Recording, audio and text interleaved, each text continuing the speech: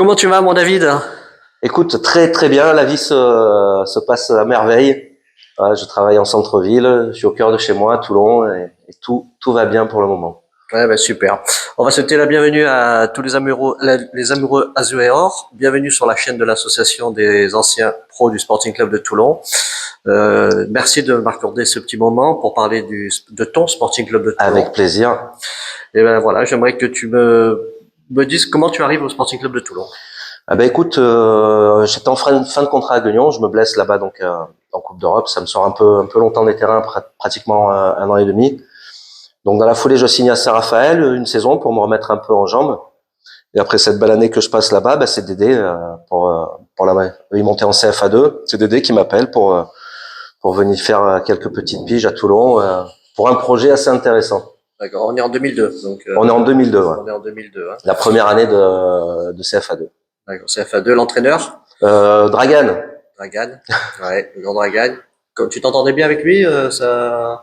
Ouais, ça allait. Ça allait. Écoute, je m'entends pas trop mal normalement avec mes coachs. Là, ça allait très bien. Un fort caractère, il avait, mais c'était pas mal quand même. C'était pas mal.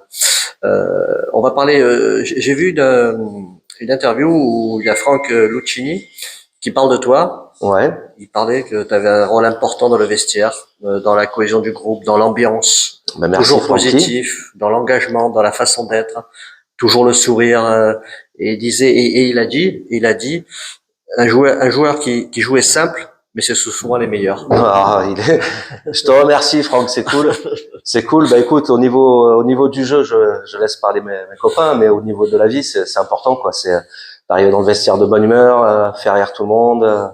Ça apporte une certaine cohésion, même avec des gens un peu plus timides. Tu vois. C'est vrai, enfin, même moi, hein, qui te connais un peu moins, mais qui te connais, t'as toujours la banane, t'as toujours la pêche, t'as toujours c'est juste ma façon de vivre tous les jours, que ce soit dans le ballon ou pas dans le ballon, et après plus investi bien sûr dans ton taf, quoi, dans le football. Alors toi, t'es un enfant de Toulon. Je suis un enfant de Toulon. Je suis né à Toulon. Je suis né à Toulon, exactement, ouais. 1976, janvier. Voilà, mon frère m'a traîné au premier match du Sporting à l'époque où il y avait les Roger Mendy, où il y avait déjà Luigi Alfano.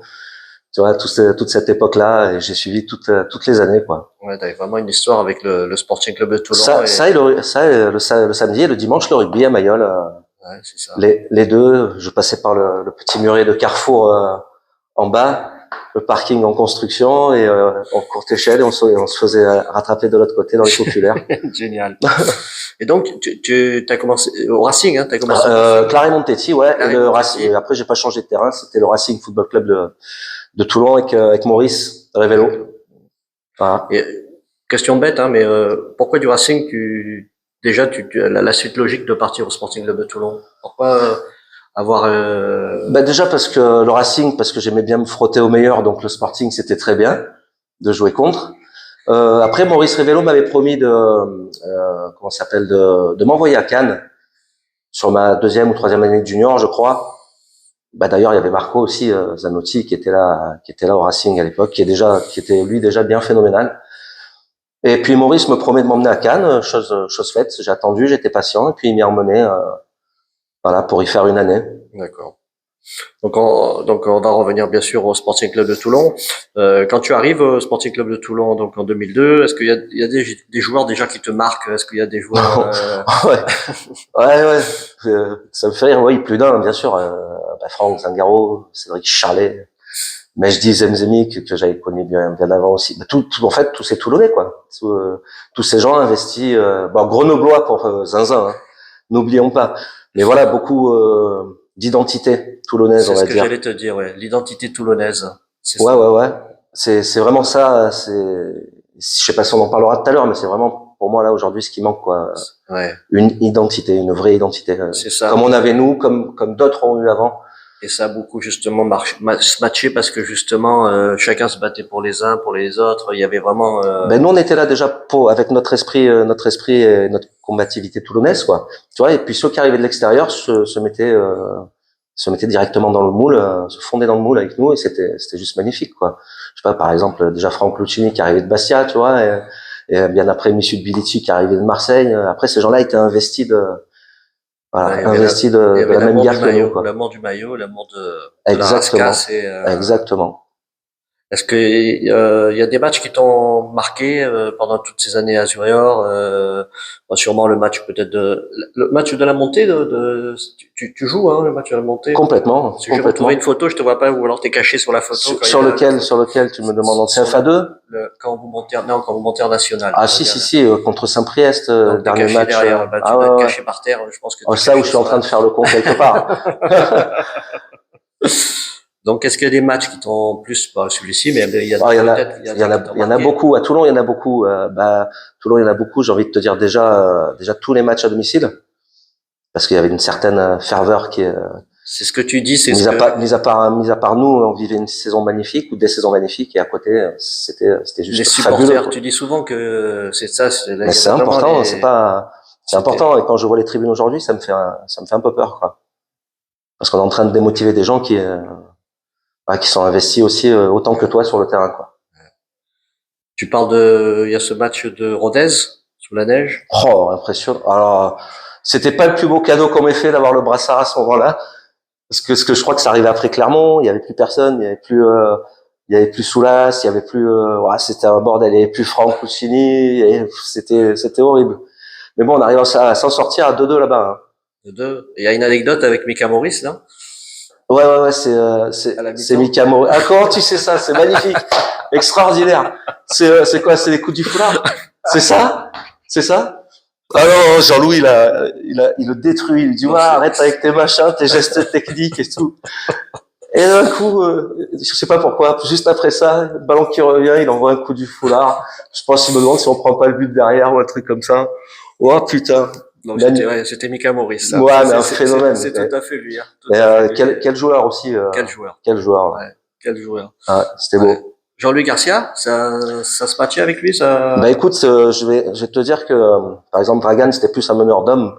Mais Jean-Louis Garcia m'a redonné le plaisir de jouer au ballon, en fait. Tu vois, le plaisir de me réinvestir dans des vraies séances, comme on connaît au niveau professionnel, quoi. Ouais. Tu vois, de m'investir là-dedans et de m'y intéresser encore plus. Et voilà, ça m'a fait plaisir. On peut couper, il y a Zingaro. Ben, il va rentrer s'il veut. Attends, Bon, il y a Monsieur Zengaro qui nous a interrompu, mais tant pour moi. on va. Toujours un plaisir de le voir. Donc on parlait de Jean-Louis Garcia. Ouais, qui m'a vraiment investi dans cette envie de retrouver des belles séances et du beau football. C'est vrai que c'est vrai quand vous montez en national, en national, Ouais. c'est dommage qu'il soit La deuxième année de CFA. ouais, dommage qu'il soit qu'il reste pas, quoi, qu'ils le font partir et c'est dommage. Alors ça, je sais pas pourquoi, s'il avait déjà quelque chose de prévu ailleurs ou je sais pas. Ouais, c'est vrai que moi sur la continuité, je Parce pense que qu'on ça voit aurait le pu être parcours, vraiment pas mal. après on voit le parcours qu'il fait après quand même, qu'il a entraîné, il est monté très haut, donc Je pense que ça aurait pu être une bonne chose de garder Jean-Louis. Après voilà, ça s'est fait comme ça. Il y a aussi ce match Non. À Bourg-Péronas, Ouais. avec Mitsu qui se fait chambrer pendant Ouais. tout le match aussi. Ouais. Toi, Ah ben je me fais engueuler comme Michael Maurice en première mi-temps parce que je me veux mettre des exters et tout Jean-Louis il me tue, il m'en met plein la gueule. Et dans les dernières minutes, donc, je reprends le ballon sur le côté et je mets un bel extérieur à mi-sud qui lobe de la tête et qui va brancher les mecs derrière, ben ouais, derrière le but. Très marrant, c'était très marrant. c'est ça. Donc c'est vrai que tu dis que Et il y a Franck Lucchini, il faut pas oublier Franck Lucchini à 3 contre 1 qui prend une vague dans les dernières minutes et il intercepte le ballon entre les trois. On sait toujours pas comment il a fait. je lui demanderai. Ben, Ah, tu lui je demanderas. lui demanderai. Ah, je crois qu'il a fermé les yeux et a tendu la jambe. Ouais, tu disais vraiment que avec les supporters, il y avait vraiment une cohésion. Une osmose. Voilà, une osmose. Ah, mais sincèrement, eux ou nous, c'était pareil. On savait, tu t'imagines, bah, t'étais là, hein. On n'a pas perdu un match de Cagnes-sur-Mer CFA2 jusqu'à Vannes national quand même. Imagine le nombre d'années de nos défaites à Bon-Rencontre. Tu vois, et les gens, ils arrivaient dans Bon-Rencontre, ils voyaient les tifos, les supporters, le stade quasi plein, quoi. Ouais. Donc ça les faisait trembler un peu des jambes, et nous, dans les premières minutes, on était toujours au taquet pour. C'est ça. C'était ça le truc, hein. C'était vraiment Vraiment belle, ça. ouais, Cette ouais, osmose qu'on avait, belle cohésion et quand tu vois les tifos, je sais pas, je te prends le match de CFA2, Charlet, capitaine à vie, où on joue contre, non, c'était sa première année de CFA, où on joue contre l'OM, et on est, non, c'était mi-sud, je crois, c'était la deuxième année, non? 4-2. 4-2. Ouais, c'est ça. Et moi, je me souviens de ce match à l'OM aussi, Ouais, où j'y étais, où on parce gagne. que, et vous gagnez. Et vous Ouais. gagnez. Et là, c'est vraiment, on sent vraiment Une qu'il y a, force. ouais, il y a plus rien qui peut vous, enfin, moi, j'ai senti ce jour-là, j'ai dit, waouh, Mais combien de fois c'est, ils nous ont accompagnés dans des matchs hyper difficiles, même à Monaco, même à la Turbie. Tu oui, oui. te rappelles de ça? C'était vraiment impressionnant. Voilà. Non, mais c'est vraiment les supporters, ça, bon, pour moi, c'est ce qui fait, il y a un club sans supporters, c'est pas possible, Clermont en Coupe de France. sans, c'est, Clermont, clairement, oui. tu te rappelles de cette tribune? C'était ouais, juste magnifique. Non, il y a vraiment une histoire, t'as raison, avec bon, on les embrasse tous, hein, tous les C'est amoureux clair, Azuréor, tous ces supporters. c'est clair. Et toi, donc, tu me disais que t'allais à Mayol, là. Est-ce qu'il y Oui. a des joueurs qui t'impressionnaient, justement, à cette époque, quand t'allais à Mayol et les anciens, Oh, tellement. Bah Luigi, pas techniquement, hein. Plus par sa combativité. Mais après, tu sais, j'ai vu des mecs comme qui avaient une classe, je sais pas, Roger Mendy qui jouait derrière, même François Zawi, je sais pas, il y a Leonardo Rodriguez que lui m'a fait kiffer vraiment, des Milos Bursak, il y a plein, même Patrick Revel, hein, je te dirais, j'ai vu ses débuts et son premier but contre Lens, tu vois. il y a une C'est pas histoire, les mêmes générations, mais c'est tous ces ouais, gens que j'ai suivis ouais, et voilà, et que je respecte énormément. ouais. On sent, et même quand on se retrouve avec les anciens, on sent que vous êtes tous contents de vous retrouver et justement Ah, de on vit parler tellement de belles choses ensemble. ouais, ouais, On vit plus avec nos familles qu'avec, tu vois, que dans le vestiaire. Hein, ouais, ouais. non, non, Oui, on on vit vit plus plus dans le avec, vestiaire qu'avec nos on t'a familles. Donc compris, on t'imagines t'a bien que, compris. t'imagines bien qu'on vit des choses On t'a magnifiques. compris. Et les présidents, alors t'as connu quelques présidents, non. T'as connu Alain Bassivengo, Alain Massivengo. voilà, toute la période où j'y Voilà, t'as étais. fait tout Alain Massivengo et J'ai trouvé ça très bien, et très cohérent. il y avait Ah, il y avait un projet, il y mais avait pas que quelque lui, hein, chose d'ailleurs, avec Dédé, avec Discala, et Monsieur Discala, ouais, tous les ouais. gens qui étaient là autour, travaillaient dans le même sens. Tout le monde travaillait, tout le club travaillait dans le même sens. Voilà. Au niveau des jeunes et tout ça, c'était très bien, ouais. Carrément.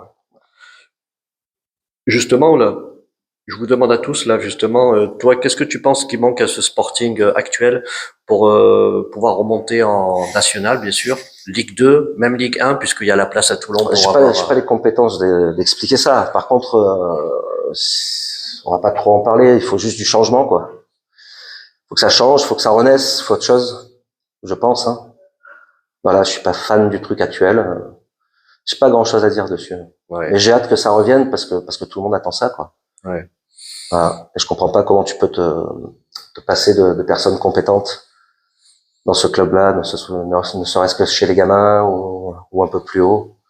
Voilà. Parce que je pense qu'il y en a à Toulon, quoi. Ouais, il y a vraiment là... Et comme on disait, peut-être l'identité toulonnaise qui Exactement. revient. Exactement.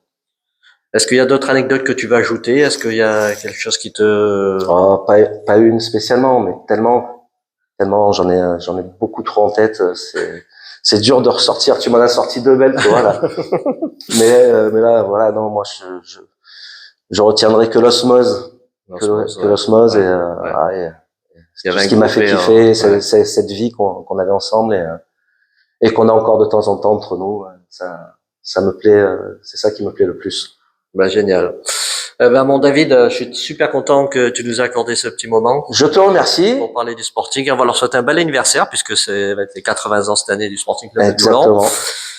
Et on leur souhaite plein de bonnes choses, hein, de remonter dans les étoiles et de... Ouais, même pas spécialement les étoiles déjà, juste un petit peu pour démarrer. Et après une fois que c'est lancé, voilà. Mais pour ça, faut trouver les bons produits. Merci mon David. Merci à toi.